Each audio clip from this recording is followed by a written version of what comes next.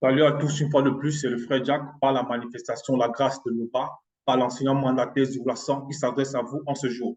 Donc, on ne va pas tarder. Avant d'entrer dans le message, déjà, n'oubliez pas que Kalatambale, le livre La vérité, la Bible authentique, sans erreur ni contradiction, est manifesté pour toi, est manifesté pour vous, est manifesté pour tous ceux qui ont l'amour de la vérité.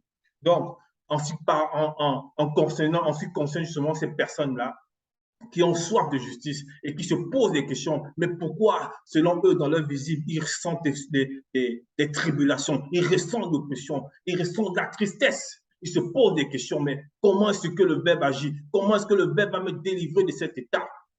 Donc ici, on aura la réponse à ça, du moins l'une des réponses, selon ce qui est permis par la grâce de Loba. Donc on va aller ici dans le livre de Locor. Dans Locor, c'est un puissant Mutopéda Modulé qui a eu une vision, qui a percé un mystère. Donc ici, là, il est dit ici dans le chapitre 1, dans le code déjà, qui veut dire consoler. Parce que dans le titre ici de ce livre-ci, de ce puissant Mutopéda Moudi, c'est désastre et consolation. Désastre et consolation.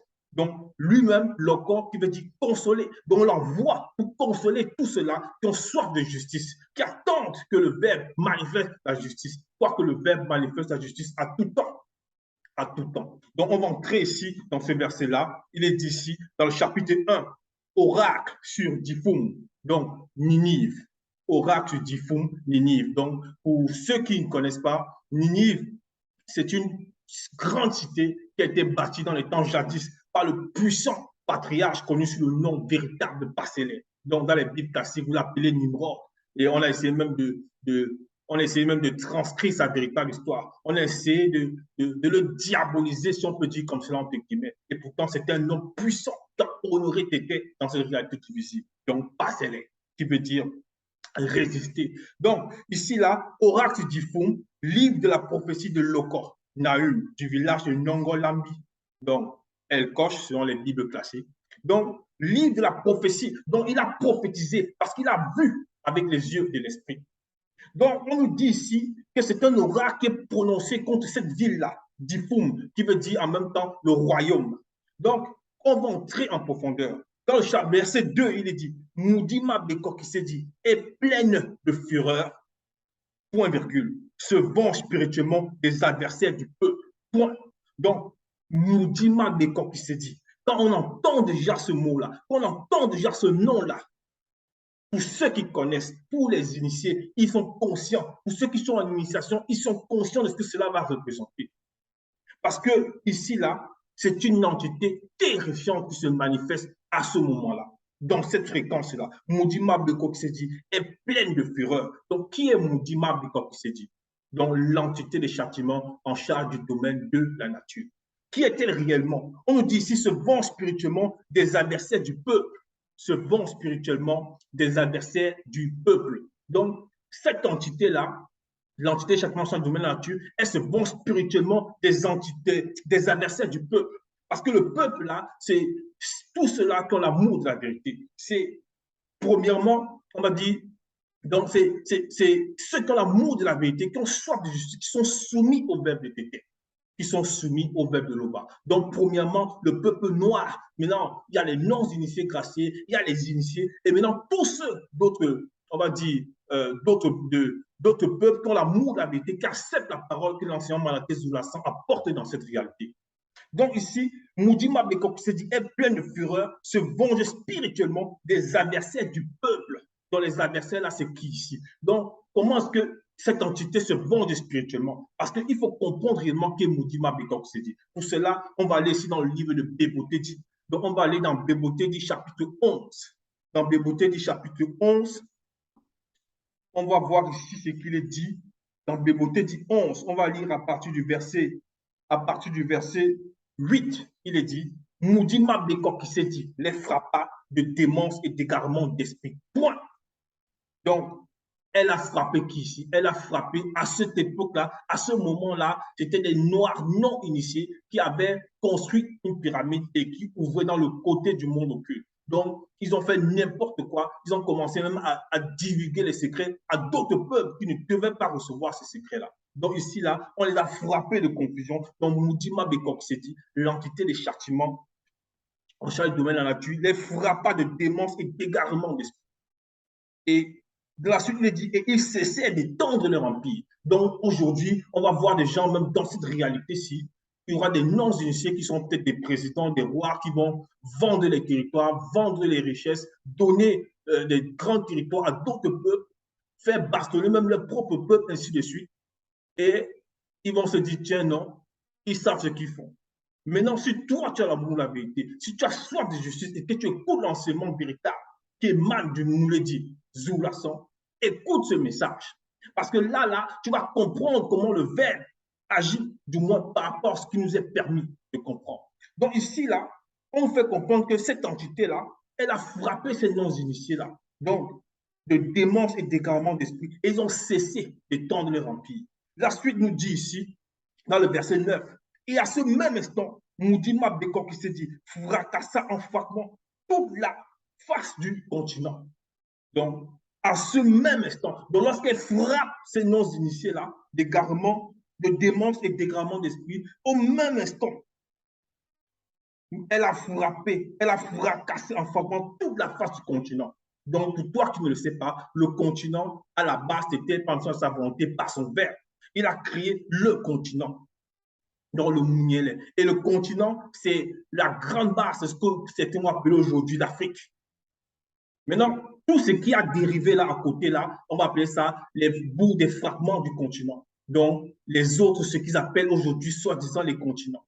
Donc, l'Europe, l'Amérique, tout ça, c'est des fragments du continent. Du continent. Donc, on nous fait comprendre ici que cette entité-là, elle a la puissance lorsqu'elle frappe. Donc, le continent s'est fracassé. Donc, la base, le socle est resté. C'est dans l'Afrique qu'on voit peut-être, entre guillemets, aujourd'hui, parce que c'était bien plus grand que ça, et bien plus encore. Maintenant, il y a d'autres, on va dire, les fragments, les bouts des fragments là, du continent, qui sont maintenant les autres représentations qu'on peut voir dans voilà, l'Europe, tout ça, l'Asie, ainsi de suite.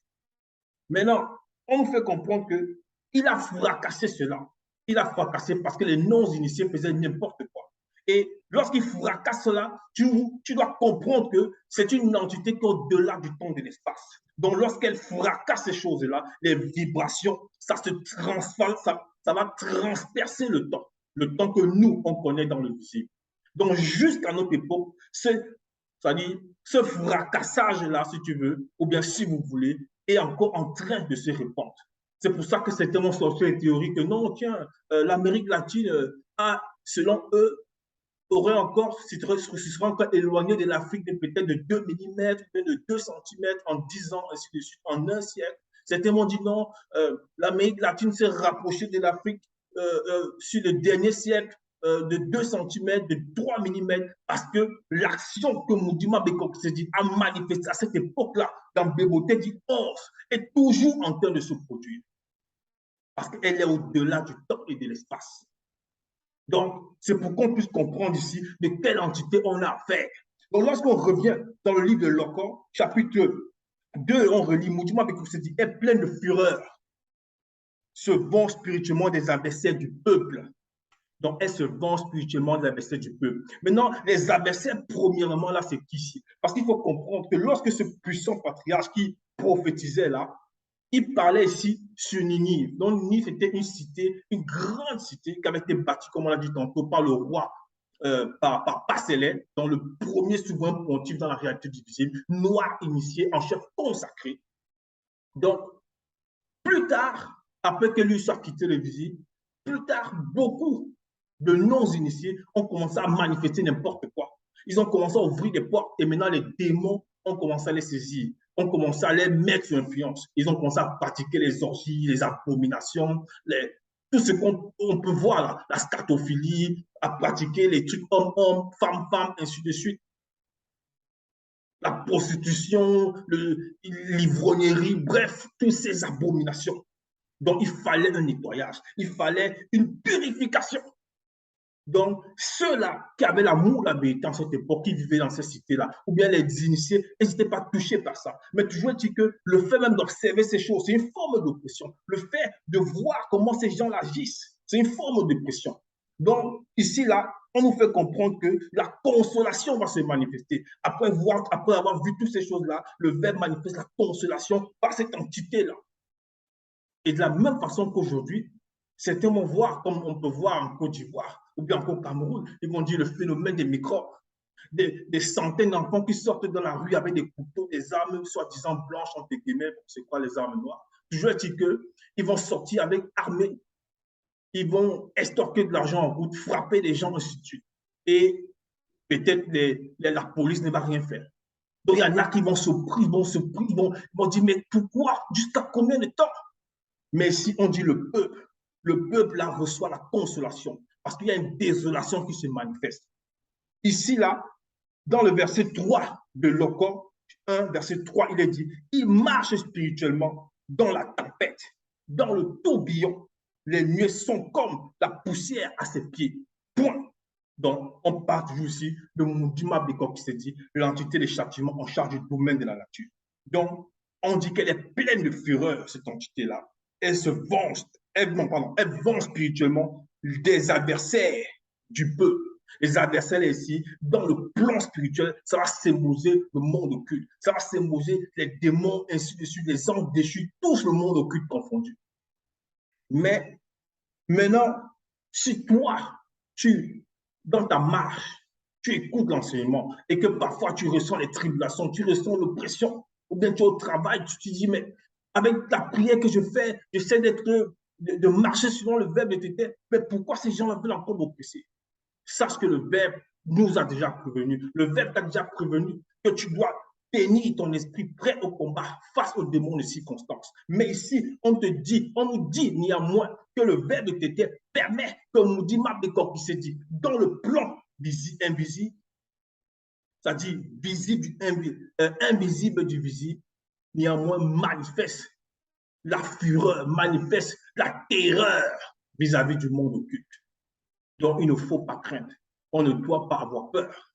On doit rester fort. On doit rester, on va dire, avoir une ferme conviction dans la foi que Tété permet que nous puissions voir à travers l'enseignant Zoulassan. Donc, ça, c'est pour qu'on puisse voir que dans le plan caché, il y a des fréquences, des vibrations qui sont manifestées, qui viennent du grand temps des choses, pour protéger ceux-là qui sont soumis au verbe de l'eau. Donc, ça doit servir de consolation. Dans la suite, on nous dit ici, il marche spirituellement dans la tempête, dans le tourbillon, virgule, les nuées sont comme la poussière à ses pieds. Oui, parce que lorsque Moudima Bekop s'est dit, cette entité terrifiante pour le monde occulte, et même pour tous ceux du commun difficile, lorsqu'elle se manifeste avec la fureur là, pour châtier ses adversaires du peuple, on nous fait comprendre ici qu'il y a le tourbillon dans la tempête, les nuées, non pas que la tempête peut la contenir, parce qu'il faut bien comprendre cela, parce qu'elle est au-delà même de cette réalité. Mais toujours dit que les nuées sont comme la poussière à ses pieds. Ça, c'est un langage pour que nous puissions concevoir. Et on va entrer un peu en profondeur par rapport à ça, par exemple, sur la grâce de Tété. Donc, on va repartir à Béboté dit, donc dans le commencement. Donc, on va repartir ici dans Béboté dit 11. Dans Béboté dit 11.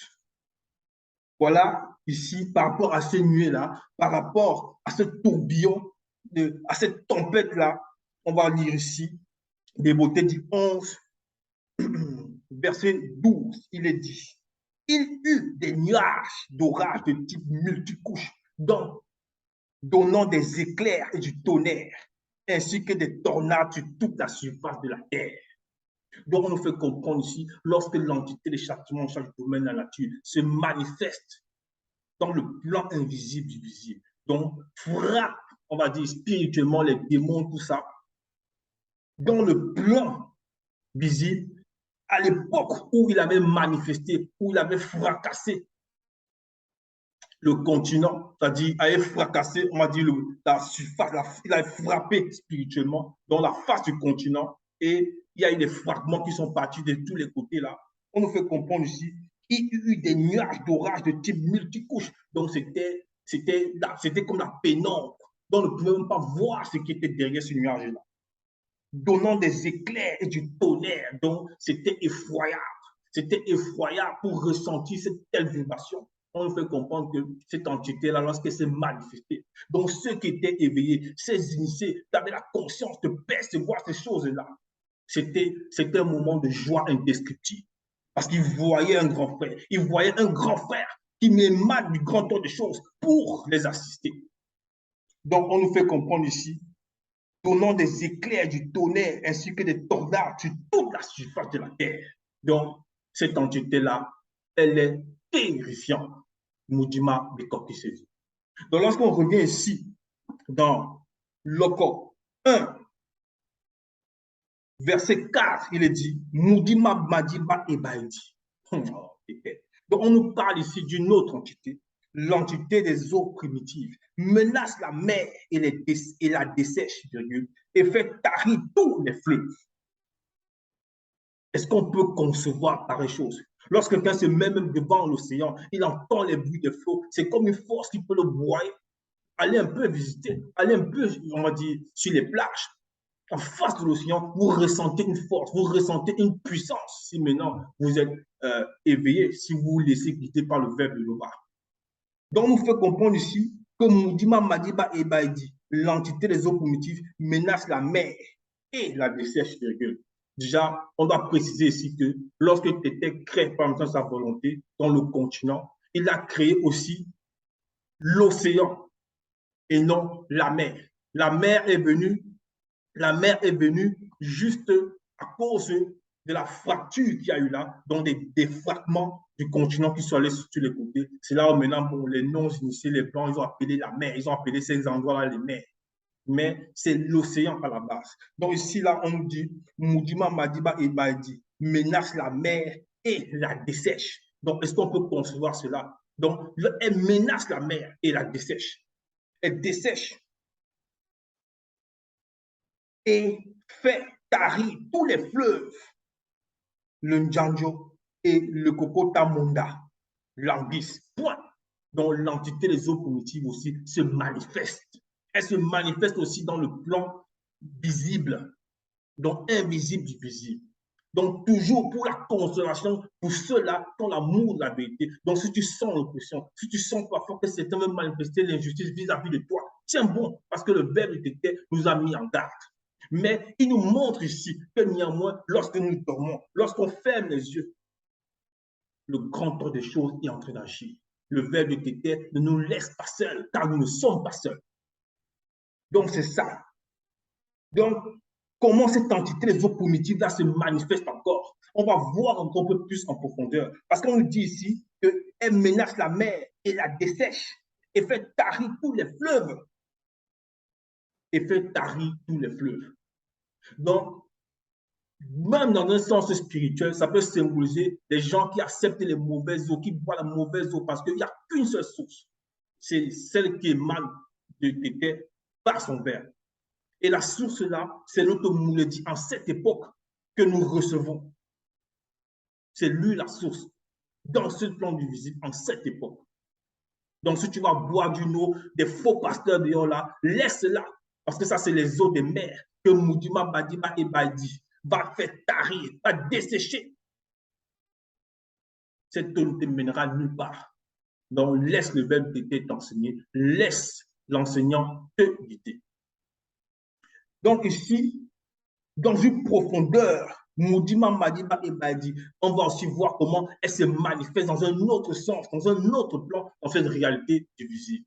Toujours pour aider ce peuple-là qui ressent l'oppression, pour le consoler de la désolation qui se manifeste, de ces personnes qui pratiquent les orgies. Ils vont dire non, ils sont les TikTokers, ils sont les Facebookers, ils vont aller faire les porta-potty, ainsi de suite. Ces abominations. Non. Ici, là, Moudima Badiba et Aidi, elle va aussi agir par rapport au plan occulte contre le plan occulte, donc qui vont représenter ceux qui agissent dans le plan occulte selon les océans, selon, on va dire, selon les mers, selon les rivières. Donc, on va voir un exemple ici. On va aller ici dans le livre de Mienge, chapitre 74. Mienge, chapitre 74. Mienge, chapitre 74. Voilà ce qu'il est dit. On va lire à partir du verset 13. Moudima Madiba Ebaidi, l'entité des eaux primitives, a la puissance de fondre l'océan. Donc, océan ici avec O majuscule. On ne parle plus de la mer, on dit l'océan. De briser les têtes du mauvais grand dragon marin. Les têtes du mauvais grand dragon marin. Donc, elle a la puissance de fondre l'océan, de briser les têtes. Parce que le mauvais grand dragon marin, là, va symboliser ici, bon, peut-être selon la connaissance aujourd'hui actuelle des hommes, ils vont appeler ça peut-être l'hydre. Donc, c'est un exemple. Pour ceux qui ont vu le film hollywoodien de Godzilla contre ce monstre marin-là qui avait plusieurs têtes. Ce dragon-là avait plusieurs têtes. Ça représente un peu ça, ce qu'ils appellent l'hydre. Mais ce n'est pas son vrai nom. Toujours dit que, ici, là, on dit à la puissance de fondre l'océan, de briser les têtes du mauvais grand dragon marin, de fracasser les crânes de ce monstre et de tétaniser les démons requins. Point. Donc, on fait comprendre ici, lorsque Moudima Madiba Ebaidi se manifeste aussi dans ce qui concerne le domaine marin, c'est effroyable pour le monde occulte. Si bien qu'elle peut, on dit, elle a la puissance de fracasser les têtes de l'hydre. Elle fracasse les crânes, on a dit, de briser les têtes du mauvais grand dragon, de fracasser les crânes de ce monstre et de tétaniser donc les démons requins lorsqu'ils sentent, parce qu'ils ne peuvent pas le voir. Les démons requins ne peuvent pas le voir, ne peuvent pas voir Moudima Madiba Ebaidi, mais lorsqu'ils ressentent la formidable présence de cette entité-là, qui se manifeste dans le visible pour aider ceux-là qui ont l'amour de la vérité, qui ont soif de justice, qui apprennent à mettre les recommandations et les détails en pratique. Lorsque cette entité se manifeste, les démons requins sont tétanisés. Donc, le verbe d'été agit constamment pour nous. Si tu écoutes cet enseignement et si tu as encore des doutes, n'hésite pas. Va sur la page zoulasan.com, tu t'abonnes. Ou bien sur les éditions zoulasan.com, tu commandes. Ça, c'est l'instrument de délivrance. C'est l'instrument de ta délivrance. Et sans oublier encore tous les rouleaux que tu vois là, la démonologie et les autres encore. N'hésite pas. Donc, dans la suite, il est dit ici, lorsque on va lire, on continue, Mienge 74, verset 14, il est dit, Moudima Madiba Ebaidi, l'entité des eaux primitives, ouvre un passage aux sources et aux ruisseaux, puis dessèche des fleuves intarissables. Point. Donc, on nous montre ici qu'elle a le contrôle en ce qui concerne le domaine des océans, des mers, des fleuves, des ruisseaux. Donc, le verbe d'été contrôle toutes choses. Donc, égal où on se trouve dans ces réalités difficiles, on doit constamment faire confiance au verbe de Loba. Que ce soit sur terre, que ce soit sur les mers, que ce soit dans les airs. Oui, dans les airs. Donc, lorsqu'on revient ici dans le livre de Loko, chapitre 1, on va lire au verset 5. Donc, il est dit, voilà, les montagnes s'ébranlent devant Moudima Bekokisedi et les collines se fondent en sa présence. Les montagnes s'ébranlent devant Moudima Bekokisedi et les collines dont l'entité des châtiments en charge de la nature. Donc, on est quitté encore de Moudima Madiba Ebaidi, on revient à Moudima Bekokisedi. Les montagnes s'ébranlent devant Moudima Bekokisedi et les collines se fondent en sa présence. La terre tremble, le monde et tous ses habitants corrompus en sa présence. Oh, la terre tremble. Lorsqu'on dit la terre tremble, ce n'est pas dans le sens que c'est ouassé, c'est-à-dire que c'est un miangadou, c'est-à-dire que c'est le globe terrestre qui a peur, non. C'est-à-dire la terre, le sol sur lequel on marche, c'est ce que ça veut dire. Ça tremble, pourquoi? Parce que cette entité-là, lorsqu'elle a fracassé le fragment, lorsqu'elle a fracassé la face, donc les fragments qui sont sortis là, il y a les vibrations. Jusqu'à notre époque, on ressent encore ces vibrations-là. Parce que cette entité-là, elle est d'une puissance qu'on ne peut concevoir. Et elle est au-delà du temps et de l'espace. Donc, on nous fait comprendre ici. On peut même voir ça toujours dans Béboté dit. On va aller rapidement dans Béboté dit 11 encore. Dans Béboté dit 11, on va aller Déboté dit 11, à partir du verset, on va lire à partir du verset 10. Voilà ce qu'il est dit ici. Il eut de très grands tremblements de terre en divers lieux du continent et des épidémies ainsi que des phénomènes terrifiants qui se produisirent. Point. Donc, cette entité-là, elle est capable de frapper aussi les hommes qui ne sont pas soumis au verbe d'épidémie. Mais elle aussi, elle est capable, non pas capable, elle a la puissance de fracasser, on va dire, on va arriver jusque-là. En gros, elle terrifie le monde occulte. Donc, elle châtie. C'est ça. On revient ici dans le livre de Locor, chapitre 1, verset 6. Il est dit, qui résistera devant sa fureur? Point d'interrogation. Donc, on nous dit ici, lorsque cette entité-là, l'entité changement de la nature, se manifeste pour châtier avec la fureur qu'elle manifeste selon la justice, puisqu'elles font un avec l'entité de justice, qui pourra résister devant sa fureur? On dit qui? Parce qu'il n'y a personne qui peut résister devant sa fureur. Quand je dis personne, je parle ici du monde occulte ou bien des personnes qui sont pas sous le verbe de l'eau, bref, de tous ceux qui sont dans le visible et dans le monde occulte. Donc, c'est ça. Qui résistera devant sa fureur? Qui tiendra contre son ardente colère? Donc, c'est ça qu'on nous dit ici. Sa fureur se répand comme le feu et les rochers se brisent devant sa fureur. Point. Et on va entrer dans un passage dans sa grâce de pour voir en réalité qui est cette entité. Pour qu'on voit un peu une particule de l'étendue, selon ce que le verbe d'été permet, de la puissance qu'elle peut dégager. Donc, on va aller ici dans le livre de Débicédi. Débicédi chapitre 20. Débicédi chapitre 20 au verset. On va lire ici à partir du verset 1. dont le titre, c'est les 1000 ans. Débicédi qui veut dire encore révélation, donc dans les fausses Bibles classiques, il appelle Apocalypse.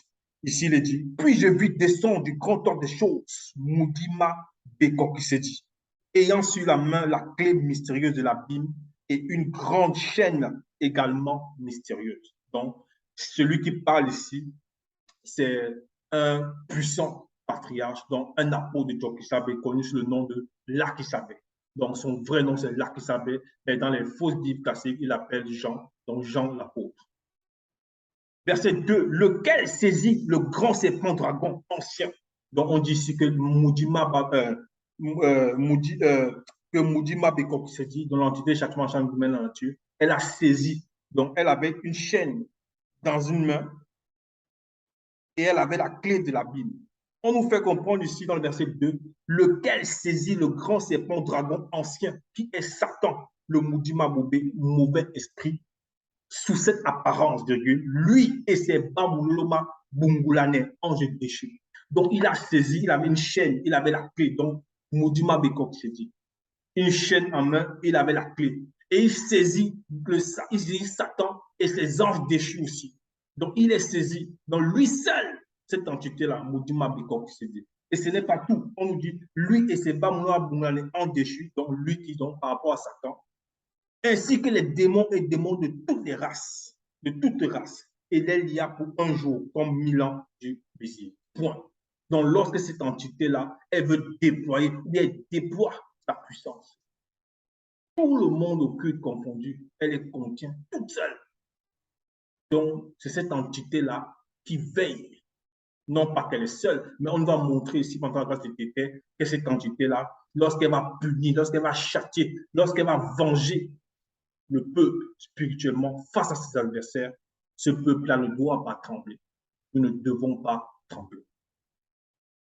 Donc, enlevons le doute, laissons le verbe pété agir dans la vérité, dans l'humilité, dans la persévérance.